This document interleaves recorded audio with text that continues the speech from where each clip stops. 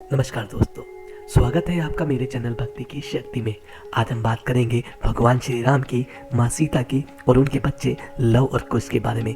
आखिर कैसे जन्म हुआ था लव और कुश का, और भगवान राम ने माता सीता को अयोध्या से क्यों निकाला था, और माता सीता को अयोध्या के बाद कहाँ जाना पड़ा, उसके बारे में आज बात करेंगे।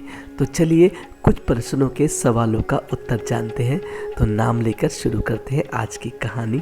तो नाम लीजिए। जय श्री राम, जय श्री राम, जय श्री राम। रामायण हिंदू धर्म के प्रमुख धर्म ग्रंथों में से एक है और हम सभी ने रामायण पढ़ी है या तो देखी जरूर होगी। रामायण की रचना महर्षि वाल्मीकि जी ने की थी, जिसमें प्रभु श्री राम के जीवन को दर्शाया गया है।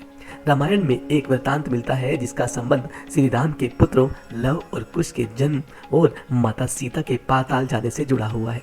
वह कुछ इस प्रकार है कि जब श्री राम रावण पर विजय प्राप्त करके अयोध्या वापस आए और उनका राज्याभिषेक किया गया, उसके बाद श्री राम ने माता सीता को त्याग दिया था और उन्हें उस समय वन में रहना पड़ा था। तब माता सीता गर्भवती थी और उन्हें ऋषि वाल्मीकि ने अपने आश्रम में शरण दी थी।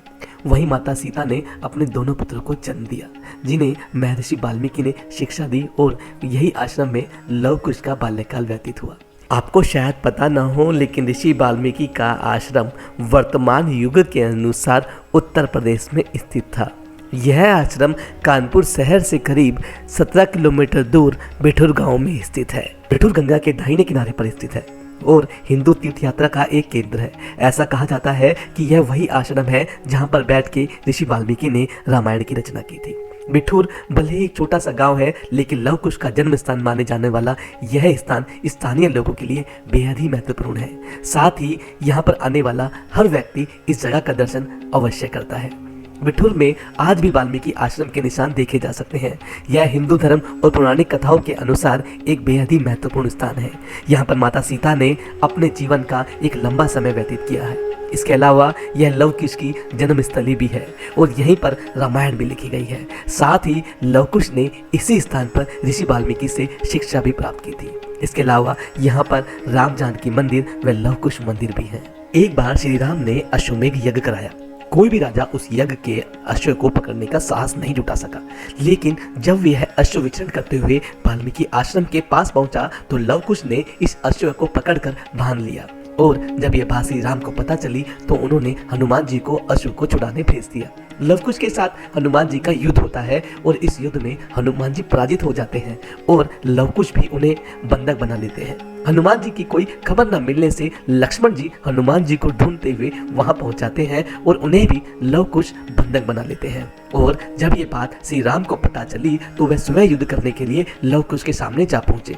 लव कुश से युद्ध करते हुए उन्हें इस बात का पता चला कि ये दोनों उन्हीं के बालक हैं। तब महर्षि वाल्मीकि ने उनको उनके पुत्र और माता सीता से मिलवाया, और ऐसा माना जाता है जब श्री राम माता सीता से कई वर्षों बाद मिले और उन्होंने माता सीता को छूने के लिए हाथ बढ़ाया, तब माता सीता वहीं और उसी स्थान पर धरती में समा गई। अब सवाल ये उठता है कि भगवान श्री राम ने जिसके कहने पर माता सीता को, देवी सीता को वनवास क्यों भेजा था।